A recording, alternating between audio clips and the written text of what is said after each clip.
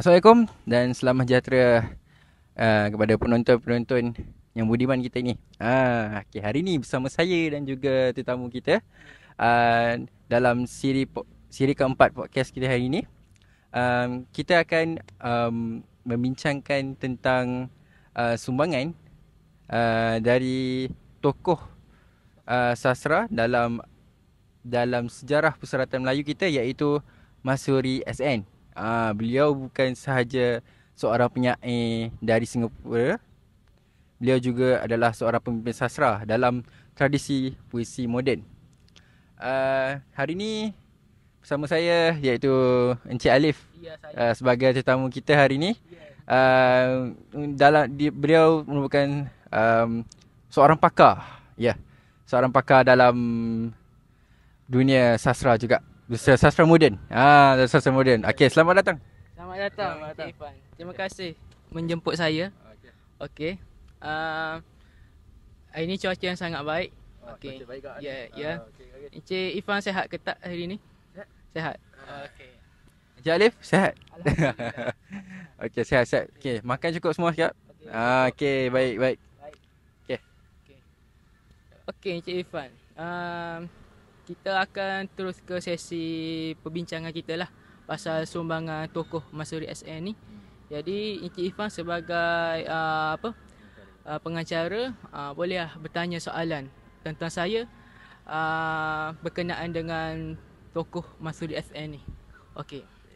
Macam mana pula tahu hari ni saya nak tanya macam-macam? Hari ni saya nak tanya banyak jugalah saya nak tanya. Kita akan mengupas tentang Mas Suri SN ni. Jadi sebelum kita pergi jauh lah kan. Kita pergi jauh. Kita nak pergi dekat dulu. Kita kena belakang kan? Dekat dulu. Jadi saya nak tahulah kan, ramai yang mengenali Asas 50 ni sebagai pelopor kemunculan sastra moden. Asas 50. Okey, saya nak tengoklah.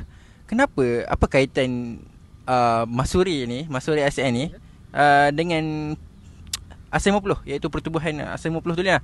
Apa kaitannya? Apa kaitan? Saya nak tanyalah tu je. Okey, terima kasih Encik Ifan atas soalan yang dikemukakan. Memang cabaran lah soalan itu bagi saya.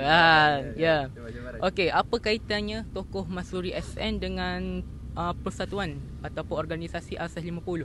Okey, kita kena tahu bahawa Asas 50 ni merupakan satu badan organisasi yang memberikan sumbangan yang banyak lah terhadap perkembangan sastra. Di mana saya boleh katakan Asas 50 ialah sebuah organisasi penulis muda yang memperjuangkan pemodenan sastra Melayu melalui slogan seni untuk masyarakat. Okay. Dengan tujuan mengangkat martabat bahasa Melayu, memajukan kemerdekaan pemikiran serta menghasilkan karya yang membawa suara rakyat dan perubahan sosial. Okey. Antara peranan ataupun sumbangan Asas 50 di bawah kepimpinan Mas Suri SN, kita boleh katakan yang pertama memodenkan sastra Melayu, di mana Asas 50 ni memperkenalkan gaya penulisan realism, bahasa yang segar dan tema kehidupan masyarakat, di mana kebanyakan karya-karya ataupun penulisan mengisahkan tentang masyarakat lah, masalah sosialiti ataupun realiti gambaran masyarakat. Yang kedua, mengangkat suara masyarakat, di mana mereka percaya sastra harus membela golongan tertindas, mempersoalkan ketidakadilan sosial dan menyokong kemerdekaan. Okey, ni ia sama je dengan memperkenalkan gaya penulisan realism. Jadi, yang kedua ni mengangkat suara masyarakat, di mana sastra ni boleh menjadi sebagai alat untuk menolong masyarakat ataupun menggambarkan suasana ataupun realiti kehidupan masalah masyarakat yang pada zaman dahulu ataupun pada zaman sekarang, untuk dijadikan sebagai pengajaran lah. Okey. Yang ketiga, mencukil bakat baru, di mana Asas 50 ni melatih ramai penulis muda sehingga lahir nama-nama besar seperti Keris Mas Suri SN sendiri dan juga Tongkat Luaran dan Usman Awang, merupakan tokoh-tokoh sastra yang terhebat dan terkemuka juga dulu. Dan yang keempat, menganjurkan perdebatan intelektual, di mana mereka menjadi pusat perkembangan idea, membincangkan isu bahasa, pendidikan dan identiti bangsa. Dalam semua peranan ini, Mas Suri SN memainkan fungsi kepimpinan bukan sahaja sebagai penyair dan juga sastrawan, tetapi juga sebagai pemikir dan pendorong generasi muda untuk perkembangan sastra yang akan datang. Jadi, lepas ni saya nak tanya pula. Okay, sumbangan besar Mansuri SN dalam kesastraan Melayu. Jadi, kita nak teliti lah kan. Sumbangan Mansuri SN ni. Tersilap saya. Dalam dunia penulisan. Okay. Apa yang paling menonjol sumbangan beliau dalam bidang penulisan ni lah? Saya gagap sikit tadi, sorry guys. Sabar ya. Okay. Saya nak. Okay. Gagak kan Encik Irfan. Okay. Terima kasihlah soalan yang ditanyakan itu. Soalan Encik Irfan adalah apakah sumbangan Mansuri SN ataupun Mansuri bin Salikonan dalam bidang kesastraan Melayu. Okay. Kita kena tengok sumbangan Mansuri SN ni memang cukup besar lah dalam bidang sastra Melayu. Antaranya sumbangannya ialah memondengkan puisi Melayu. Okey, Mansuri SN ialah antara tokoh yang terawal lah memperkenalkan puisi moden bebas.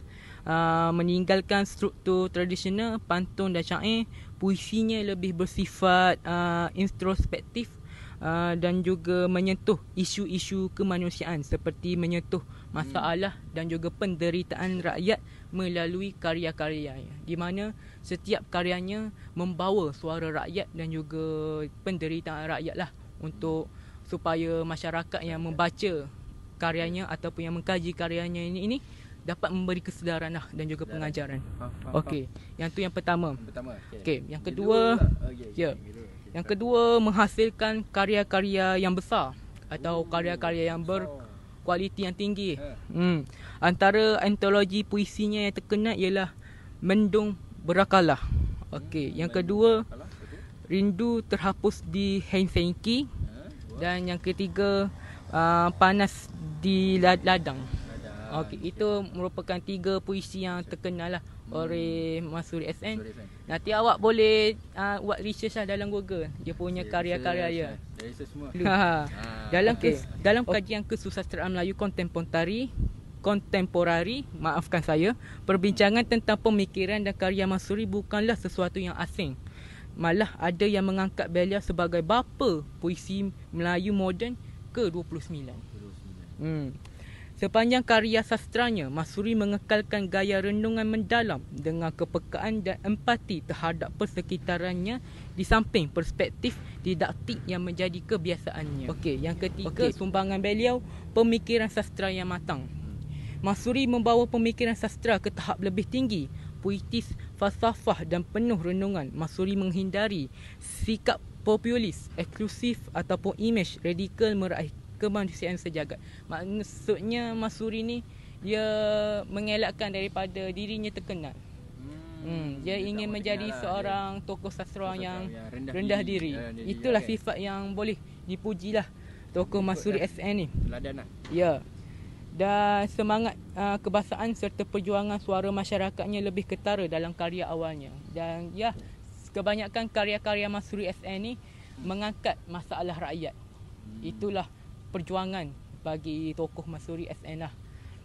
Okey, yang keempat, mendidik dan melatih penulis muda. Seperti yang saya katakan, sebagai Mansuri SN sewaktu menjadi ketua Asas 50, beliau menjaga perkembangan bakat baharu dan memberi ruang kepada mereka untuk berkarya, khususnya kepada golongan yang muda lah, supaya golongan ini mahir dalam membuat karya ataupun penulisan bagi menerus perkembangan sastra.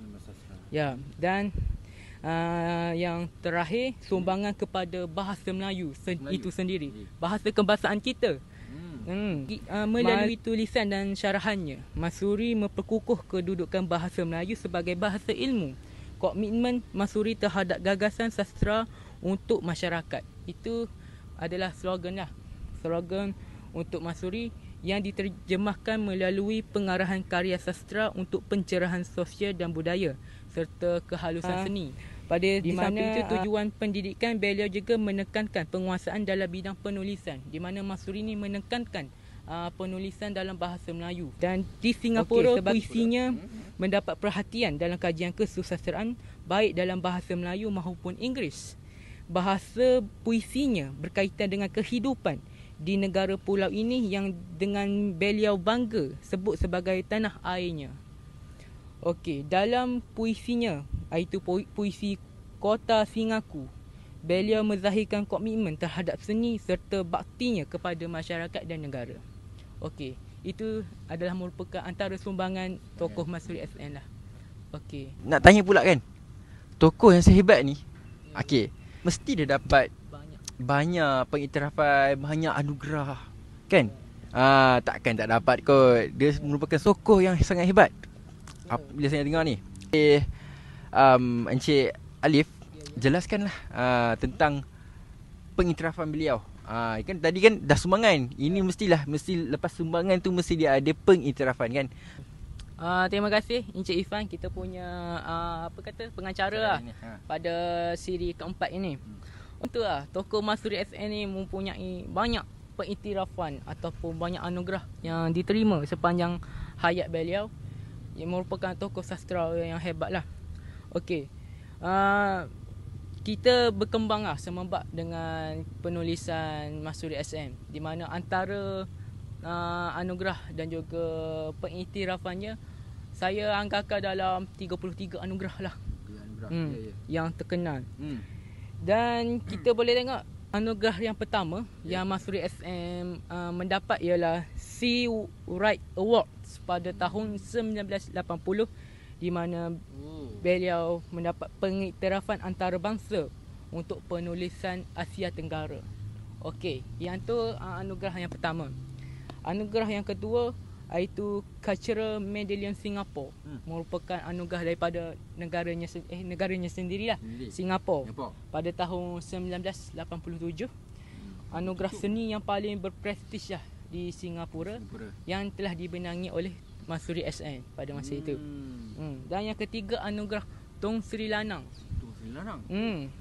Anugerah yang diberikan oleh Majlis Bahasa Melayu Singapura kepada Masuri SN. Kerana karya-karya yang dicipta oleh Masuri SN memang kata hebat lah, sehingga mendapat pengiktirafan. Ya. Dan anugerah yang keempat, karyanya dijadikan sebagai teks akademik. Teks akademik? Ya. Oh my god.